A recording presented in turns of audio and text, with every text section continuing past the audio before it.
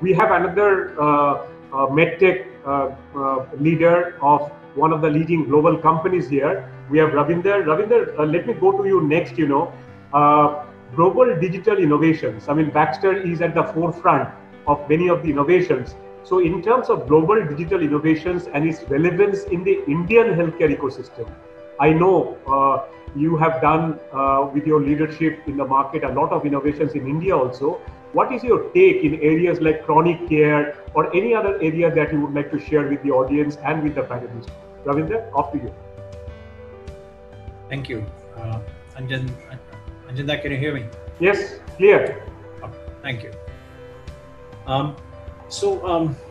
The essential, when you look at digital and how does it problem solve for many healthcare products, there are two ways. What digital does is that it generates data, and at every digital, every digital, when you look at the entire digital chain, it generates data at multiple points. Now, when you look at chronic care, one of the biggest challenges in chronic care is that when patients manage themselves, the physician, if they can they can see data on a regular basis. If they can see it live, then it's even better. But if they can see data they trust, if their data is coming to them on a regular basis, the ability to manage patient just changes dramatically. The other way to look at it is that when patient can see their own data themselves, their own ability to manage themselves changes dramatically. And we know in chronic care, managing self is one of the biggest challenges of looking at, of managing the condition. Now let's switch quickly to a hospital setting.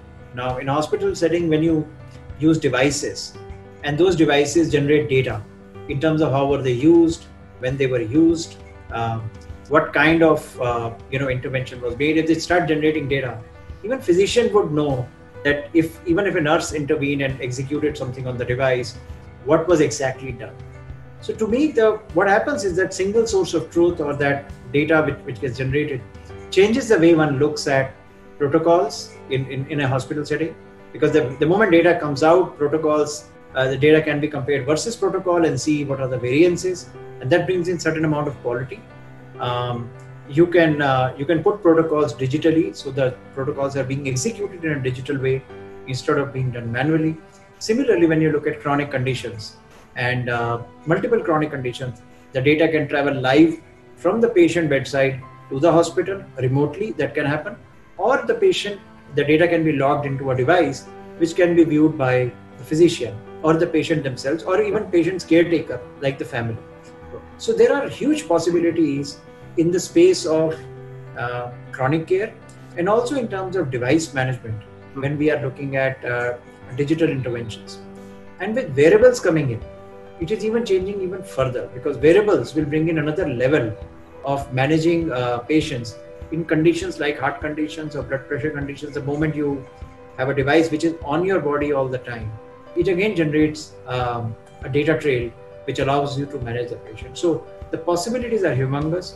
So when Sunil was talking about a phygital model in the case of provider space, in a lot of other spaces, India would move to digital, something similar to what happened in case of mobile telephony 20 years ago. India would move very quickly in cases like, for example, conditions like heart conditions or some of the chronic conditions. I think the challenge will be affordability and accessibility of those digital devices. And I would say government of India, when they're looking at the whole digital infrastructure, should look at some of these issues, because India is the diabetes capital of the world, and that generates a lot of other conditions, which are comorbid conditions which affect patients. So back to you, Anjana. So just one quick question that comes to my mind.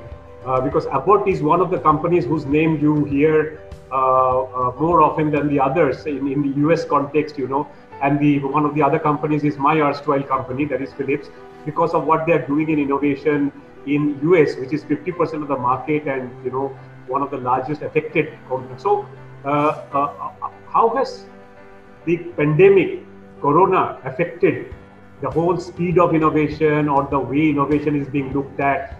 A quick take on that. Is it possible at this stage? Absolutely. Or yeah? I would say absolutely. So what happened before March and what has changed after March in terms of innovation on digital? Absolutely. So COVID-19, what it did was it smashed the current paradigm. It just was it was a sledgehammer which smashed all paradigms. And I would say, starting with something even basic like medical education, which was done in hospital setting through CMEs versus now webinars. We are talking about connecting with customers across the world or doctors across the world. It smashed into those paradigms. So I'll just give you an example of remote monitoring. Now, if you go to a policymaker and say, listen, I have a remote monitoring device which allows you to manage a patient 300 kilometers away, they want to listen to you. Earlier, they said, no, we want the patient in the hospital. This is no, patient can be managed. So I've been on discussion with some of the chief ministers in India on certain forums where I said, listen, home healthcare will allow you to improve capacity. All you need is a modem from home to hospital talking to each other, and then you can talk about home healthcare. Great. A lot of policymakers are very open to this idea now, and they see, and hospitals can also become hub and spoke models with technology. So lots of possibilities here.